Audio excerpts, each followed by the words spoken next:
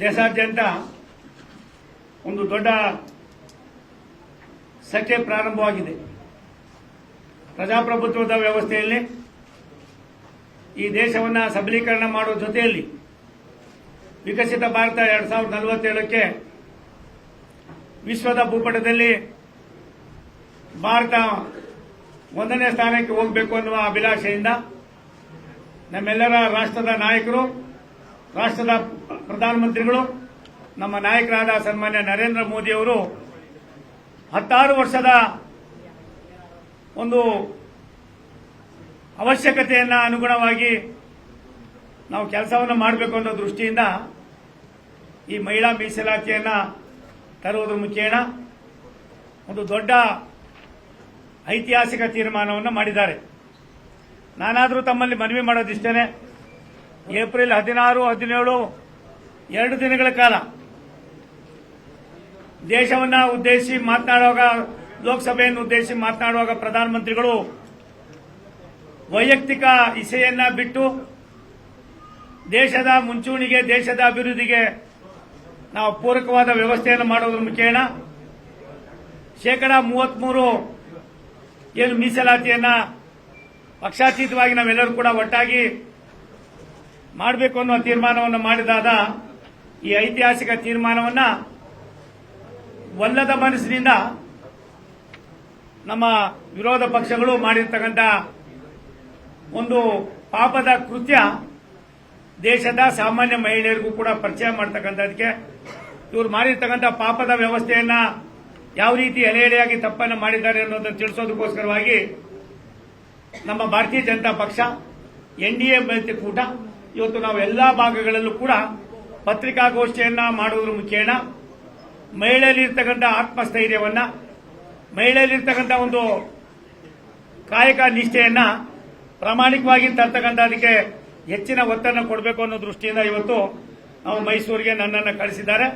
ನಾನಿವತ್ತು ನಿಮ್ಮೆಲ್ಲರನ್ನ ನೋಡಿದಾಗ ನಿಜವಾಗ್ಲೂ ಕೂಡ ಈ ಒಂದು ಕೆಲಸ 50 ವರ್ಷಗಳ ಹಿಂದೆ ಆಗಬೇಕಾಗಿದ್ದು 50 ವರ್ಷಗಳು ಕಳೆದರೂ ಕೂಡ ಇವತ್ತು ಕೂಡ ಮೀನಾಮೇಷ ಮಾಡಿ ದೌರ್ಬಲ್ಯದ ವ್ಯವಸ್ಥೆಯನ್ನು ಮುಂದಿಟ್ಟುಕೊಂಡು ಮಹಿಳೆಯರಿಗೆ ಹೆಚ್ಚಿನ ಸ್ಥಾನಮಾನವನ್ನು ಕೊಡುವುದರಿಂದ ಆಗುವ ಅನಾಹುತವನ್ನ ಎಲ್ಲ ಒಂದು ಕಡೆ ತಮ್ಮದೇ ಆದಂತಹ ದೃಷ್ಟಿಕೋನದಲ್ಲಿ ಚಿಂತನೆಯನ್ನು ಮಾಡಿ ಮಹಿಳೆಯರು ಯಾವತ್ತೂ ಕೂಡ ಮುಖ್ಯವಾಹಿನಿಗೆ ಬರಬಾರದು ಅನ್ನುವ ಒಂದು ಕೆಟ್ಟ ಚಾಳಿಯನ್ನು ಉಳ್ಳಂತ ಕಾಂಗ್ರೆಸ್ನವರು ಮತ್ತು ಸಮಾಜವಾದಿ ಪಕ್ಷ, ಟಿಎಂಸಿ, ಡಿಎಂಕೆ ಅವರು, ಇನ್ನಿತರೆ ಪಕ್ಷದವರು ಕೂಡ ಇದಕ್ಕೆ ಕೈ ಜೋಡಿಸಿ ಮಾಡಿರ್ತಕ್ಕಂಥ ಪಾಪದ ಕೆಲಸಕ್ಕೆ ಇದರ ಪ್ರಾಯಶ್ಚಿತ್ತವನ್ನ ಯಾವ ರೀತಿ ಮಾಡಬೇಕು ಅನ್ನೋದಕ್ಕೋಸ್ಕರವಾಗಿ ನಾವು ಇವತ್ತು ಮಾಧ್ಯಮದ ಮುಖೇನ ಈ ರಾಷ್ಟ್ರದ ಮಹಿಳಾ ನನ್ನ ಸಹೋದರಿಯರಿಗೆ, ನನ್ನ ತಾಯಂದಿರಿಗೆ, ನನ್ನ ಅಕ್ಕ ತಂಗಿಯರಿಗೆ ತಿಳಿಸ್ತಕ್ಕಂಥ ಕೆಲಸವನ್ನು ಮಾಡ್ತಾ ಇದ್ದೀವಿ.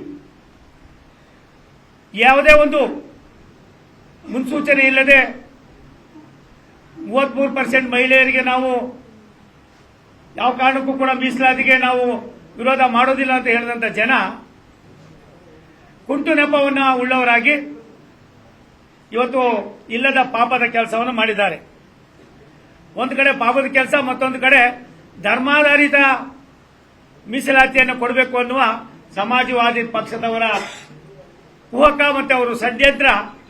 ಆ ಷಡ್ಯಂತ್ರಕ್ಕೆ ಕಾಂಗ್ರೆಸ್, ಟಿಎಂಸಿ, ಡಿಎಂಕೆ ಅವರು ಮಾಡಿರ್ತಕ್ಕಂಥ ಪಾಪದವನ್ನ ಎಳೆ ಎಳೆಯಾಗಿ ಹೇಳ್ತಕ್ಕಂಥ ಕೆಲಸವನ್ನ ನಾವು ಇವತ್ತು ಮಾಡ್ತಾ ಇದ್ದೀವಿ. ಸಂವಿಧಾನ ಶಿಲ್ಪಿ ಬಾಬಾ ಸಾಹೇಬ್ ಅಂಬೇಡ್ಕರ್ ಅವರು ಈ ದೇಶಕ್ಕೆ ಒಂದು ದೊಡ್ಡ ಸಂವಿಧಾನವನ್ನ, ಕಾನೂನನ್ನ ಕೊಟ್ಟಂತ ಸಂದರ್ಭದಲ್ಲಿ ಒಂದು ಮಾತನ್ನ ಹೇಳ್ತಾರೆ, ಯಾವುದೇ ಒಂದು ಸಮಾಜಕ್ಕೆ ಧರ್ಮಾಧಾರಿತವಾಗಿ ನಾವು ಮೀಸಲಾತಿಯನ್ನು ಕೊಡುವ ಅವಶ್ಯಕತೆ ಇಲ್ಲ. ಅದರಿಂದ ಒಂದು ಧರ್ಮ ಮತ್ತೊಂದು ಧರ್ಮಕ್ಕೆ ಎಲ್ಲ ಒಂದು ಕಡೆ ಸಂಘರ್ಷಗಳಾಗ್ತದೆ ಅನ್ನೋ ದೃಷ್ಟಿಯಿಂದ SC ST ಏನು, ಒಳ ಮೀಸಲಾತಿ ಏನು, ಮತ್ತೊಂದೇನು ಅನ್ನೋದಕ್ಕಿಂತ ಹೆಚ್ಚಾಗಿ OBCಗೆ ಮತ್ತೊಂದು ಎಲ್ಲವನ್ನೂ ಕೂಡ ಮಾಡುವುದರ ಮುಖೇನ ಧರ್ಮಾಧಾರಿತವಾದ ವ್ಯವಸ್ಥೆಯನ್ನ ಮಾಡಬಾರದು ಅನ್ನೋದಕ್ಕೆ ಭಾರತೀಯ ಜನತಾ ಪಕ್ಷ ಅಲ್ಲ, NDA ಮೈತ್ರಿಕೂಟ ಅಲ್ಲ, ಇಡೀ ವಿಶ್ವಕ್ಕೆ ತನ್ನದೇ ಆದಂತಹ ದೂರದೃಷ್ಟಿಯ ಸಂದೇಶವನ್ನು, ಕಾನೂನನ್ನು ಮಾಡಿ ಈ ದೇಶಕ್ಕೆ ಸಮರ್ಪಣೆ ಮಾಡಿದಂತವರು ಬಾಬಾ ಸಾಹೇಬ್ ಅಂಬೇಡ್ಕರ್ ಅವರು. ಇಂಥ ಒಬ್ಬ ಮಹಾನ್ ನಾಯಕನ ಸಂದೇಶವನ್ನ ನಾವೆಲ್ಲರೂ ಕೂಡ ಇವತ್ತು ಚಾಚು ತಪ್ಪದೆ ನಡೆಸಿಕೊಂಡು ಹೋಗ್ತಾ ಇದ್ದೀವಿ. ಅಂತ ಸಂದರ್ಭದಲ್ಲೂ ಕೂಡ ಇವತ್ತು ಈ ಒಂದು ವಿರೋಧ ಪಕ್ಷಗಳ ನಾಟಕೀಯ ಬೆಳವಣಿಗೆ ತಮ್ಮೆಲ್ಲರಿಗೂ ಕೂಡ ಗೊತ್ತಾಗಿದೆ. ಆದ್ರೆ ಈ ಬಿಲ್ಲನ್ನು ಯಾತಕ್ಕೋಸ್ಕರ ವಿರೋಧ ಮಾಡಿದ್ರು? ಮತ್ತೊಂದು ಕಡೆ ಟಿಎಂಸಿ ಅವರು ಎಲ್ಲ ಒಂದು ಕಡೆ ಬೂಟಾಟಿಕೆ ಪ್ರದರ್ಶನವನ್ನ ಮಾಡಿ ಅವರು ಕೂಡ ಅವರ ಬೂಟಾಟಿಕೆಯನ್ನ ಕೂಡ ಬಯಲು ಮಾಡಿಕೊಳ್ತಕ್ಕಂಥ ಪಾಪದ ಕೃತ್ಯಕ್ಕೆ ಇವತ್ತು ಅಣಿಯಾಗಿದ್ದಾರೆ.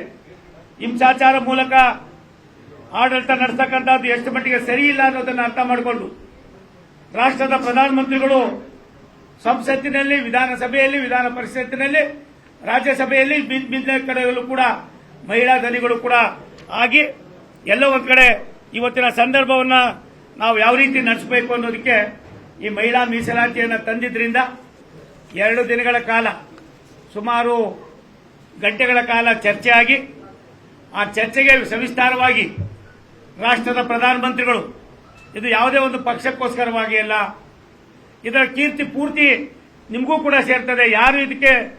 ಯಾರು ಕೂಡ ಯಾವುದೇ ಕಾರಣಕ್ಕೆ ಇದಕ್ಕೆ ತಾವು ತಮ್ಮ ಅಡ್ಡಿಪಡಿಸ್ತಕ್ಕಂಥ ಕೆಲಸವನ್ನು ಮಾಡಬೇಡಿ.